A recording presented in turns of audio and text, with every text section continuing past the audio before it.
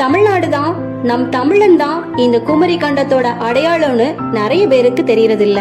குமரி கண்டத்தோட இன்னொரு பெயர் தான் லெமூரியா கண்டம். ஆங்கிலேயர்கள் வச்ச பெயர் தான் இந்த லெமூரியா. இங்க புலவர்கள் வாழ்ந்ததற்கான ஆதாரங்கள் இருக்கிறதா ஆய்வாளர்கள் சொல்லியிருக்காங்க. உலகின் முதல் மனிதன் தோன்றிய இடம் குமரி கண்டம் தான். அதுவும் அவன் பேசிய மொழி தமிழ் தான் அப்படிங்கறதுக்கு இன்னைக்கு வர ஆதாரங்கள் கிடைச்சிட்டு தான் இருக்கு. அது மட்டும் இல்ல, ஆஸ்திரேலியா ஆப்பிரிக்கா பழங்குடியினர் பேசுற மொழிகள் தமிழோட 90% ஒத்து போகுதான். ஊர், அதாவது பிளேஸும் சொல்லுவோம் இல்லையா, நாமளும் அத ஊருன்னு தான் சொல்லுவோம், அங்கேயும் அவங்க ஊருன்னு தான் சொல்றாங்க.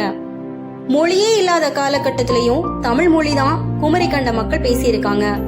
இந்த குமரி கண்டம் உண்மையே கிடையாதுன்னு நிறைய பேர் பேசினாலும் இது உண்மையான விஷயம்தான். இந்த குமரி கண்டத்தோட ஒட்டுமொத்த நாடுகளின் எண்ணிக்கை எவ்வளவுன்னு பாத்தீங்கன்னா 49 நாடுகள். சேர சோழ பாண்டியர்களின் தகப்பன் மாதிரி இந்த குமரி கண்டம் இருந்திருக்கு.